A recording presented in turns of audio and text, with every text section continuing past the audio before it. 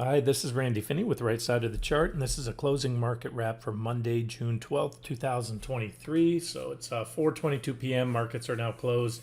And what I'm going to do is a quick overview on the trade ideas that have been thrown out on the site lately. Now, I spent the better part of today going through, greatly needed to do this, kind of clean up the trade ideas that are listed on the site. When you hover on the top menu, you get trade ideas. You can come in by category, trade setups. I still have a little fine tuning to do, but for the most part, they're up to date. So that means I've recategorized the old trades.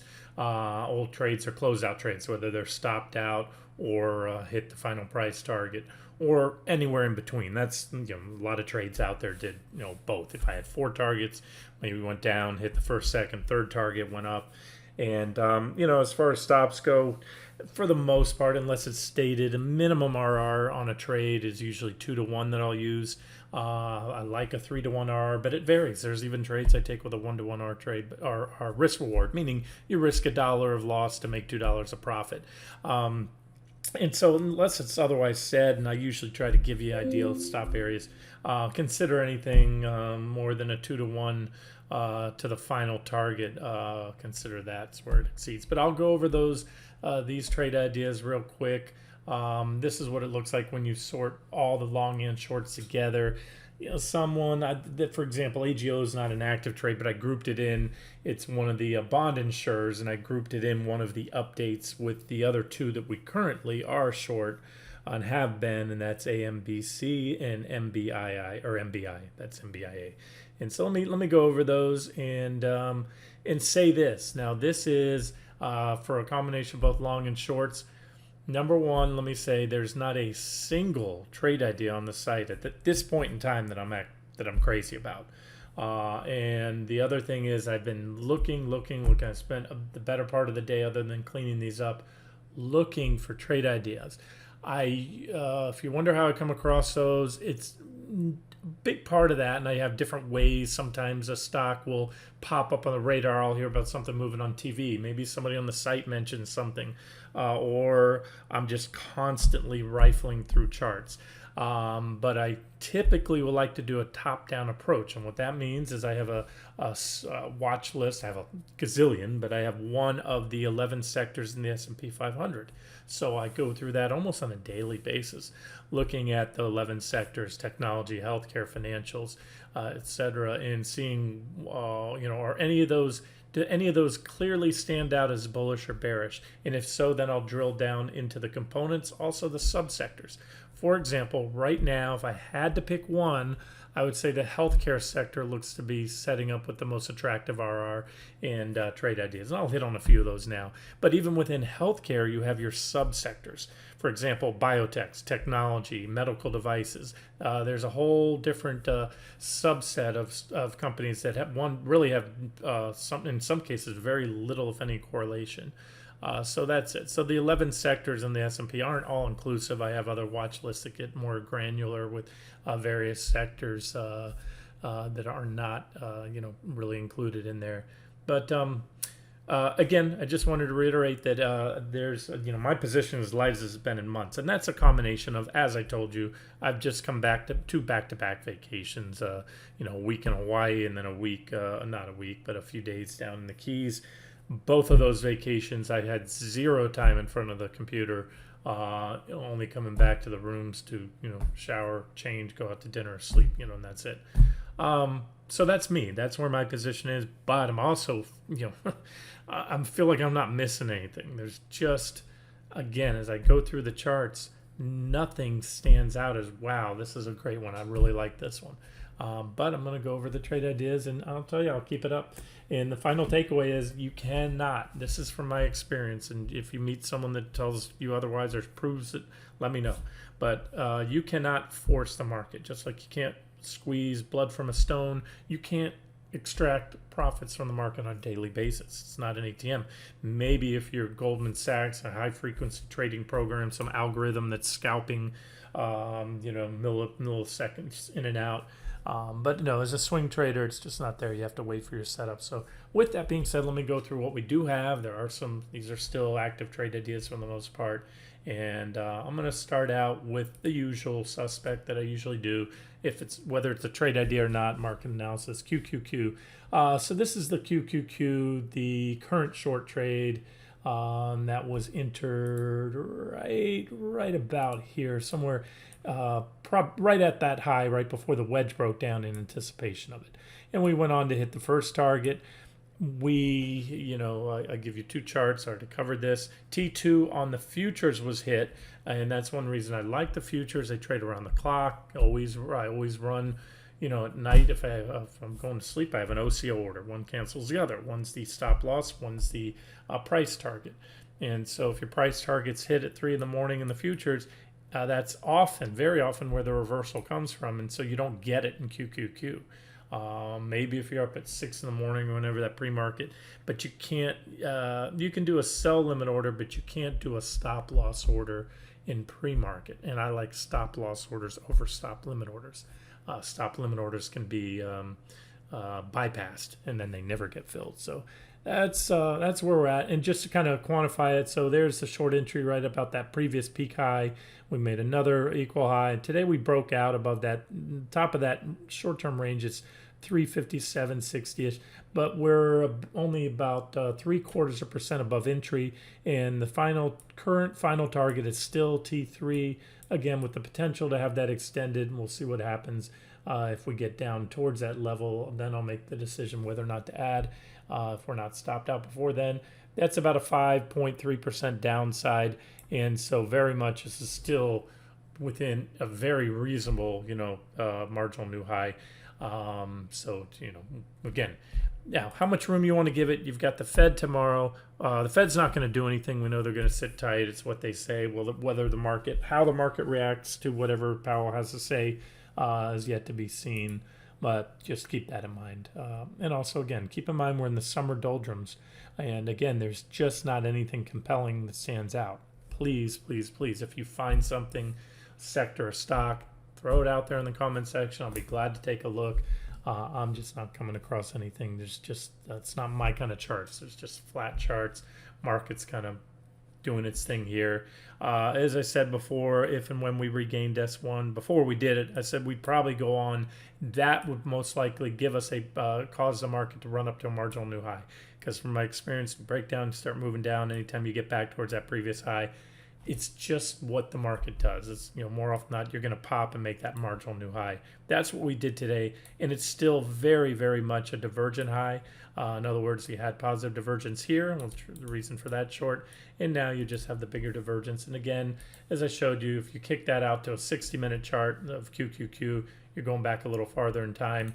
That's what it looked like. So we shorted that divergent high there, and this is just that marginal new divergent high.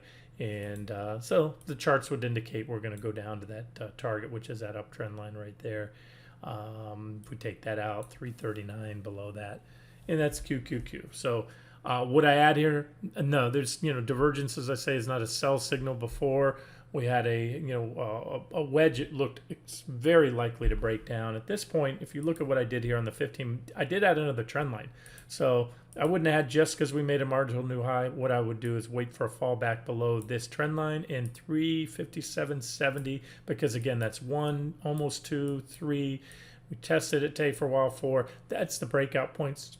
So now if that fails, so will this uptrend line, or this wedge right here, if you will. You've got the wedge and even bigger divergence. And since the divergence is even bigger now than it was back here, that would greatly increase the odds that my T3 will be hit if that next sell signal is triggered. So that's QQQ. Take it, don't take it, up to you. And if it goes up, like I said, if we measure out, let's say 5.25, 5.5, I think on the futures, if you go up another, let's say if we go 2% above that breakout point, then that's or the original entry, that's certainly where I'll consider this one stopped out. Today, again, was so much of the same. The market leaders and QQQ outperforming on a cap-weighted basis. The Qs closed up 1.5%. We're still, most of those big fangs, those are above those uptrend lines that I mentioned that really have to be taken out to get any kind of new considerable downside swing going, and so you still have that bearish engulfing candle right here, which marked the highs. We're about 3/4 of the way up through it. If you take it out, then it's no longer a topping stick, as I said before. It's only a potential topping stick. So far, you had 2 red days to follow through, but now 3 green days. So they haven't taken the top of it out. So we'll just see where it goes. If they take the top of it out, then basically it doesn't mean, all it means is that it was not a topping stick. That is now it's still, and again, much more important than that, you have to take out this downtrend line right here. Same thing, sound like a broken record. The divergences just continue to build. They get bigger and bigger. And so this is just my trading style. I don't buy, so going long at this point with overbought conditions and negative divergence. I still put very high odds that these divergences will play out. And they'll play out for a sizable, meaning very, well into the double-digit drop. That's my experience with these divergences, with the especially fundamental. Don't even get me talking about the fundamentals, but that's for another day. Technicals rule the roost, really. Then Microsoft. Remember, that trend line's not as well defined, so look like it started to crack. It's right on it. Let's not read too much into it because you had that one spike through. Alphabet is still clinging to the bottom of that box I gave you right there. You have this that was major resistance. We popped it and we've been consolidating on it, and it also, as I pointed out, again, this is Alphabet Class A, has the negative divergence. And so what you need to see there, just like I already told you what you had to see on Apple and Microsoft, you want to see this one fall back below there, and that will be a failed breakout. So there's your sell signal, if you will. And if you're a Super Bowl right now, buying into the fact this market's just going to keep going up and up, and overbought and divergences don't matter anymore, that it's really different this time, then this is where you buy. You buy support with a stop below. There's nothing wrong with that. And it's a very, at least has a very good RR, risk reward. If you think there's 20, 30, even 10% upside in Alphabet, you can go in there with a tight stop, give it a 2-3% stop loss. But just remember, if it falls back in there, that's going to be bearish, and my guess it'll probably start to move down quickly. Probably a lot of stops there. So anyways, it's the usual. I'm going through all the big market leaders. You can see they're up 2.54 on Amazon. Here, let's do it this way. QQQ up 1.69. QQQE equal weighted 1.43. The S&P 500 0.91, and equal weight that out, and you're only up 0.66. It's the same story. I've seen markets. I remember the dot-com bubble. Unfortunately, I didn't even short stocks back then. It was 99. Maybe a few, but I was, everyone was pretty much long and strong in that bubble, at least a good part of it, towards the top. And so if you think something can't keep going up, well, just refer back to the charts in 2000. But the more rational the market gets, and that's what this is, this irrational thing, anything tagged with the term AI to it, there is a bubble there. You guys call it what you want. I call it a mini bubble. We've seen a series of rolling bubbles really in recent years, from crypto, and that bubble clearly burst. Crypto's still well off the highs. We've been short crypto for a while. Then it was of course, the meme stocks, and there's pretty much an everything bubble. That's why I named it a year ago, the everything bubble. Real estate, credit. It's really just pretty much a credit bubble. Anyways, those are the charts. Let me get to the rest of the trade ideas. So the markets, I give you the levels to watch. And again, it's not any more fond of the QQQ short than any other long or short trades we have now. But let me just go back to those, get over those, go over all those trades real quick. Talk on those insurers, just because AGO is not that one I just pointed out, and I think at the time, if I remember right, I believe I gave you a level it needed to take out. I'll have to really honestly have to reference the chart because I didn't take that one, but I put it in that divergent high, and it is down, off that divergent high, down 32% or so. This is the big level right here, 45.18. So watch that. It's below the 200 days, and then the other ones, which are still active shorts, and so I'll do update there. MBI, and I'm sorry, I do not recall exactly where we shorted this, but I know, I don't know if we got that breakdown right on it. The price channel plus the uptrend line, you had a beautiful uptrend line right here. Let me get my line tool. and a negative divergence. That is a bearish rising wedge. And you also had a clean price channel that came in right there. Broke down, bottom fell out, hit our second target, bounced, and then I believe I mentioned it up somewhere in here, re-entry if you took profits at T2. We hit T2 again, and I just want to point out we're bouncing back to, well, I had an old trend line here, but we've come through there so many times. I'm just going to delete that trend line. I'm just going to show you we have a big old gap right here. We're in the middle of the gap, but this was T1 before. It was support. And support once broken becomes resistance. So is it objective? Yes. I think I pointed out last time we put in this divergent low right here, and that could be the catalyst to give us an even bigger rally. So I'm watching this one and these bond insurers both as a potential tell or red flag for the of course for the municipal bond market, which is huge, and that would have implications elsewhere. Would I short it or take it if I didn't have any? Probably not. That's not great resistance. Gaps once entered are usually backfilled. There's the top of the gap. But if it starts moving down, takes out the lows, that's going to open the door to that third and final target there. So there's the update. Again, if you own, depending on where you went in, just have your stops in line with your average price or re-entry price, whatever it is, down to the final target. AMBC is the other one. That one, divergent high, breakdown right there. Then we had support broken. We hit the first target. We hit the second target. And we're closer to the second target now. And I still have two more targets there. Opinion on the stock? Well, I don't have much of one. So, like I said, if it gets anywhere back, at this point, let me just say this. There's no reason to let it get above the original entry price. In other words, there's no reason to let a gainer that's, double digits turn into a loser. So let's just consider the entry price now the official stop on that one if you want to do it that way. All right. Just remember CAT. CAT was shorted back here a while ago. We hit a couple price targets on CAT. That's Caterpillar. We had this steep bearish rising wedge right there. T1 was hit. T2 was hit here. T3 was hit.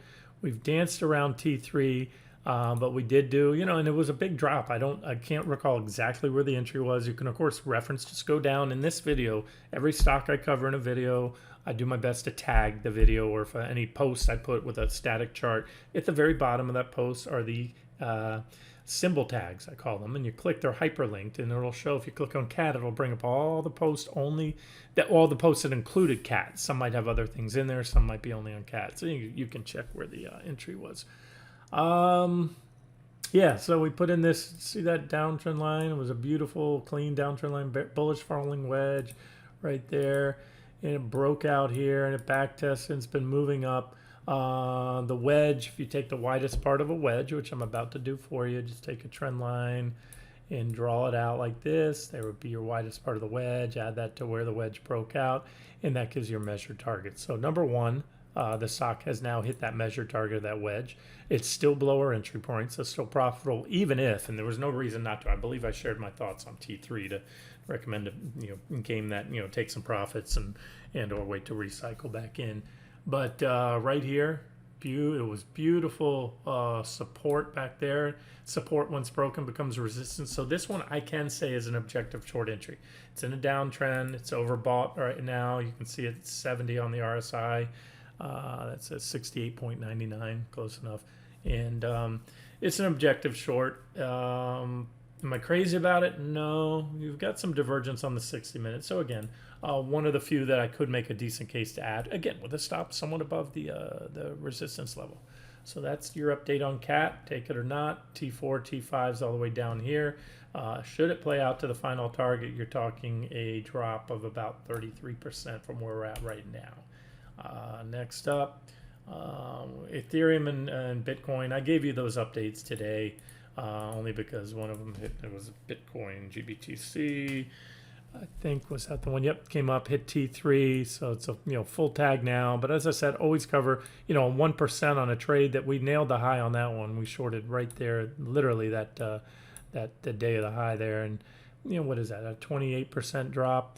And so, the how much to cover above a level if it's a short trade is relative to the beta or the volatility.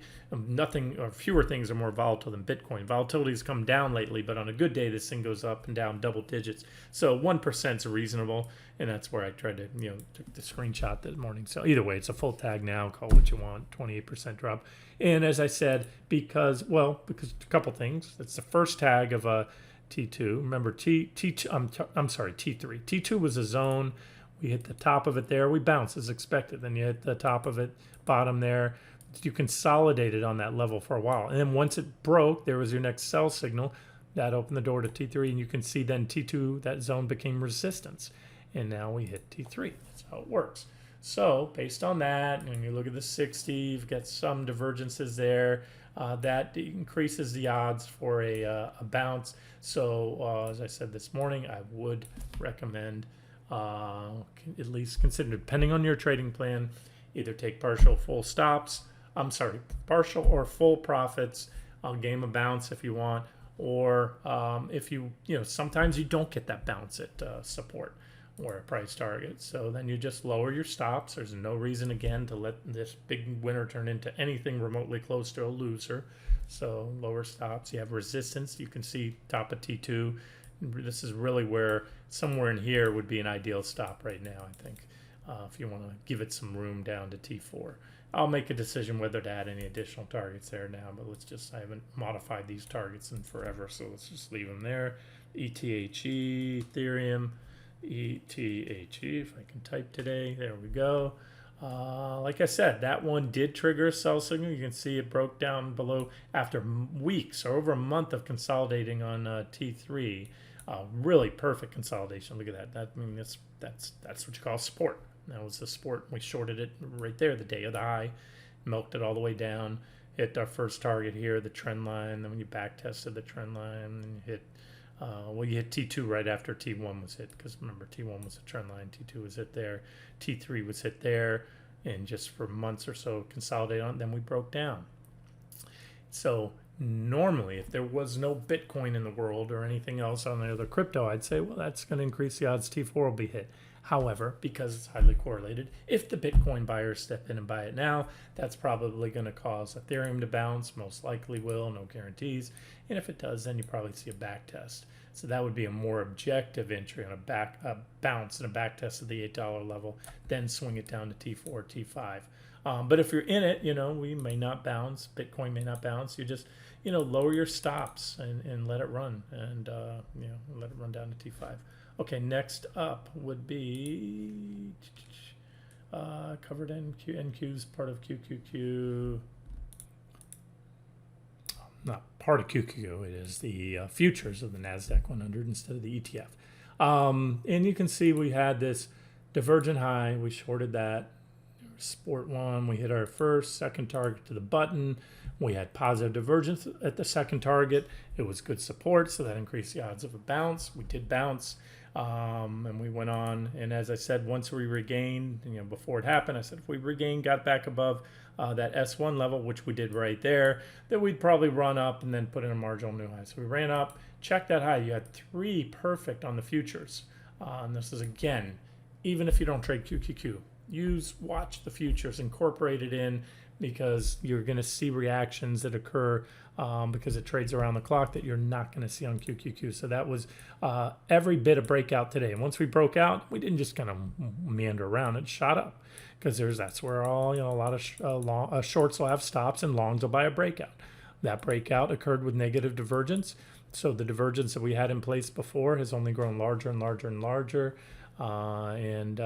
So now, just because it's a divergent high, do you short it? No, you wait for just like I said on QQQ, a break back down below that level. That's 14,690 on NQ, and then you have this little uptrend. I'm going to change that trend line to closer what I gave you on QQQ right there, that uptrend line off that recent low when we hit T2. So this is where the next objective short entry would come on NQ and QQQ, dropping back down below there. Anything other than that could just be a back test, and then ultimately could go on to take out these divergences, and that's going to be certainly not bearish, it would certainly be more bullish.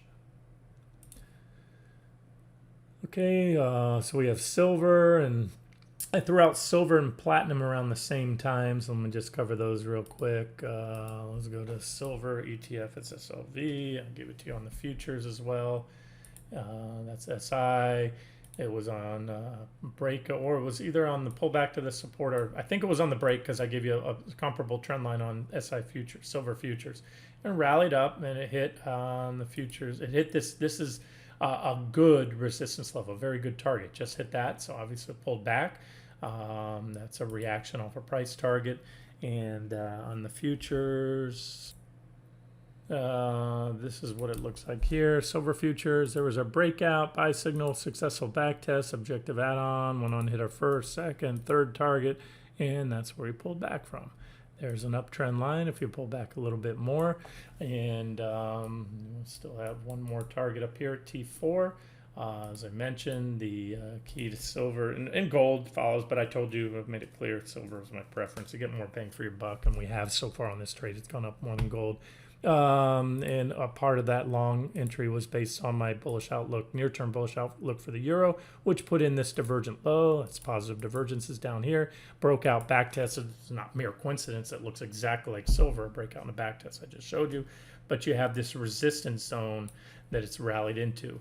And so that's just putting a little near-term pressure on the euro.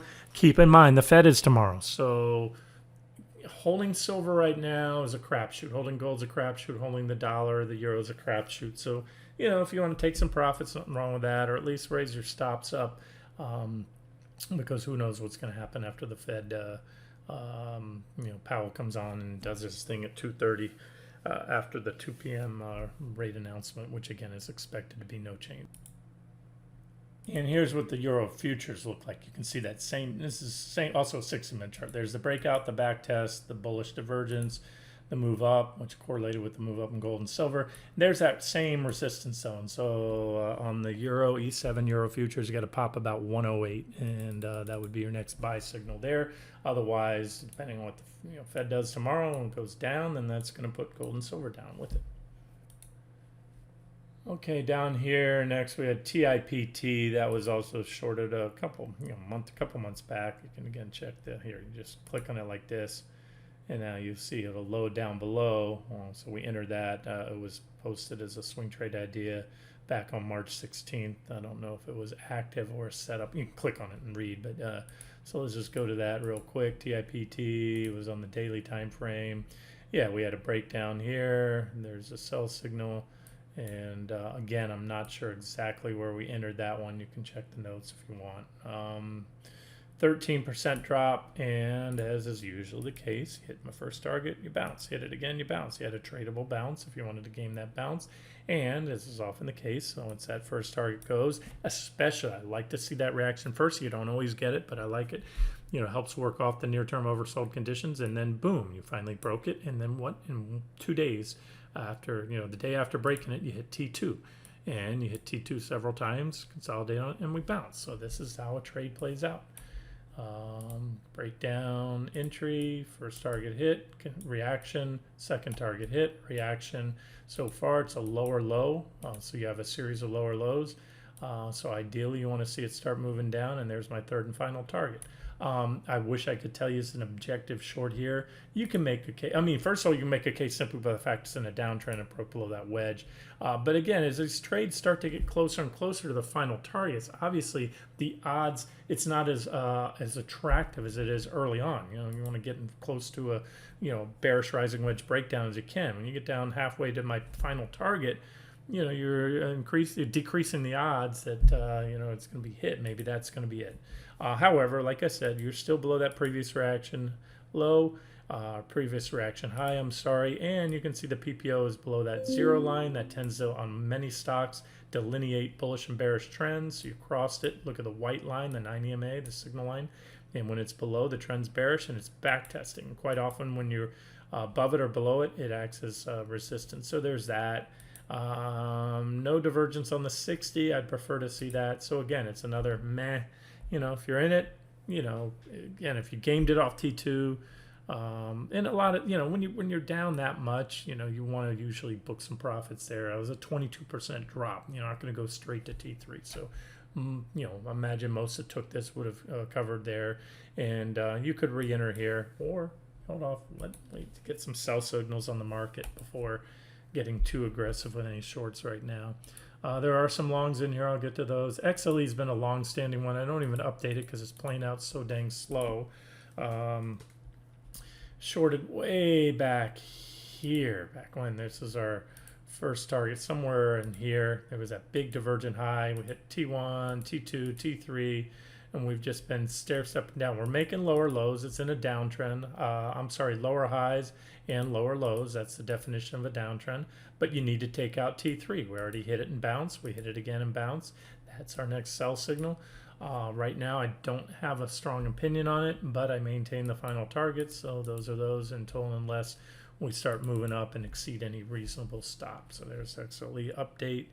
And again, that's the point of this video, just trying to update now that I've cleaned up this list. I already covered, I think I covered AMBC, didn't I? I know I covered, suppose AMBC, yeah, I did. Okay, yeah, I already covered all the bond insurers. Bitcoin I covered. These are just, you're going to see, because some people I have, sometimes I'll list like a security. If it has a futures contract, I'll list that. Like QQQ and NQ are always going to be the same trade idea. Bitcoin, BRR, Bitcoin futures. If you trade futures, you short Bitcoin futures. If you trade the ETFs and ETN type instruments, GBTC is your thing. So that's that. Carvana, let's do an update there. CVNA, Carvana was a short right here at the 200-day. I already covered this recently. Went up just slightly above 10%. I said ideally that day that did it, I said, you really want to use a 10% daily closing basis. And so what did I do with T1? Was it the 16? Yeah, it must have been 1665. So we're a little shy of that now. It's still profitable. Oh, I just dragged a line out. All right, I messed this up. Let me put that line back there. It was right on the 200, I think. No. Okay, I'll look at that. I grabbed that line by mistake. Either way, looks good. I still like it. I think that because it got rejected at the 200. That was the whole basis for that trade. I went over this in detail the other day, so I won't go back. And you can again click on the symbol link, and then you'll see that. And it was in a video. I showed you all the tags of the 200-day in a bull market, how that was support. This is the first rally back into the 200-day in a bear market. Gives it a high odds of sellers stepping in there, especially after such a big run. MBI I covered, PL I covered, that was PPL, I think. Didn't I cover platinum after silver? No, maybe I didn't. PPLT, yeah, I think I did.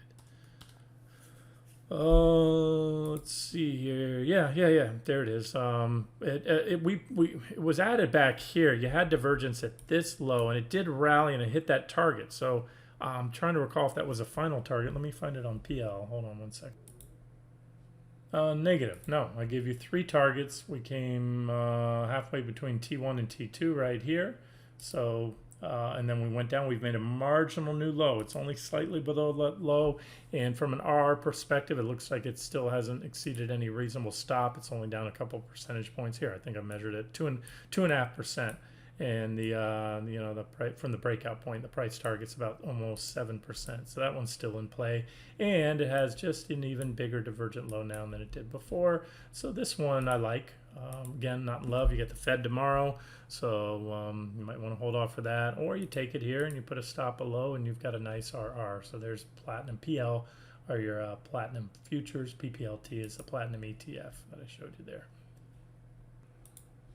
All right, guys, a few more. PSP, I let that one, but let me show you where it's at. It's still longer term, probably going to head down, hit the next targets.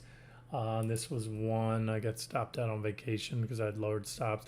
We went on, hit the first and second target, came close to T3. I still have a T4 down here, and it's still very profitable, so it's not, stopped out. If it, goes above there, then or entry, we'll say, which is not too much more. I just can't make a case to be long or short it right now. So there's your update. It had a period of consolidation. It's moved up there. Probably going to go on to hit those targets eventually. It is in a longer term downtrend line, or like the market, more, still by many metrics, still in a bear market. But I don't have a good opinion right now. I wouldn't, if I didn't have a position, I wouldn't take one. I would hold off. Okay, covered silver already. Let's look at wheat. I threw out wheat. It's been a while, but when I went over the updates today, it's still about where it was. It went slightly lower. It started to rally off the last trade that was right here off that divergent low. We came very close to T1 and then put in a marginal new but even bigger divergent low, so I still like it, especially as a swing trade. Oh, you saw the targets there. They're on the 60-minute chart. And then the daily, you've got big positive divergences building and a very, pretty significant downtrend line. And there's that some price resistance there. So this is a potential bottoming play here, and it has been for a while. Let's keep making these divergences. They're getting bigger. A lot like the stock market. Divergences getting bigger and bigger. And maybe they don't play out. But again, from my experience, more often than not, they do, especially based on fundamentals and everything else here. This is a period of abatement and inflation that I think will continue to, we'll see it at some point continue to rear its ugly head. And if nothing else, it's wheat, it's a grain, it's, and it's at, it's not far off a multi-year, multi-decade lows. So there's value there. Is the world getting any smaller? Is population around the world shrinking? No, there's more mouths to feed. Is there more or less arable land than there was before? A lot less. So there it is. So there's a case to be made. Fundamentally, that's not a micro case. That's more of a macro. Yes, there's things such as weather patterns, El Nino, this, that, the other, and all kinds of stuff. But anyways, it looks good from a technical perspective. All right, almost done here. I'm just trying not to miss anything. Next up, Beyond Meat. I already covered Ethereum, and you can see these are just additional symbols for everything we already covered. So yeah, we're done. BYND is our last one. BYND, Beyond Meat, dash for trash time. The longer this risk on bid for tech or anything remotely related to AI continues, you'll likely see beat down stocks with crap fundamentals start to catch a bid, especially and I've seen that. As I mentioned a few weeks ago, there was more value, I thought, in the small caps. You could, hedge that, long, small cap long against a QQQ short, and that's been outperforming the Qs lately. BYND, not much more to add. There was our breakout, and then the strong volume confirming. We had a day of profit taking, and it was up today. Nothing big. But it could be flagging here. And again, the first target is this confluence. You have a confluence of price resistance in the downtrend line. So that is where I put good odds if and when it gets there, and it'll probably do it soon. You'll get a reaction. And then if it does go on to break that out, you could go on to hit that second target up there. But as of now, let's just focus on seeing if it gets here. Okay, so we're up to date. There's all the trade ideas. The only other one, did I have natural gas in there? If not, I need to mention that because that one looks to be bottoming as well. Same thing, keeps making these series of divergent lows, but they're big and they're steep divergences as well. So it really needs to get going. You want to see it start taking some volume. I've retasked these targets here on the daily on UNG. 60 minutes, market what it looks data like. connection The divergences continue to build. And then the futures, you can see it put in this, you had this positive divergence, aka bullish divergence. You had this price channel right here with positive divergence there.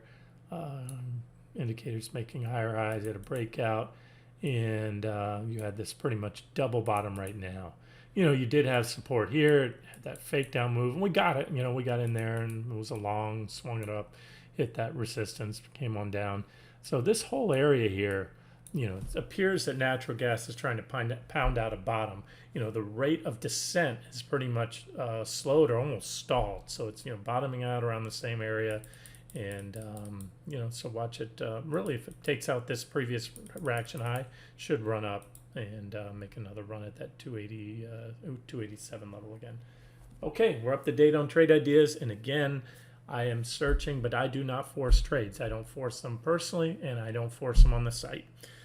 If you measure value in the number of trade ideas you get every day, well, this isn't the service for you. I'm not going to put half-ass trade ideas out. And the ones that are out, like I said, I just gave you my thoughts. I'm not crazy about any the existing ones, but because we're already in them and you know, they haven't hit their final target and there's not strong enough evidence to pull out, sometimes I will, even if it doesn't exceed a reasonable stop parameter.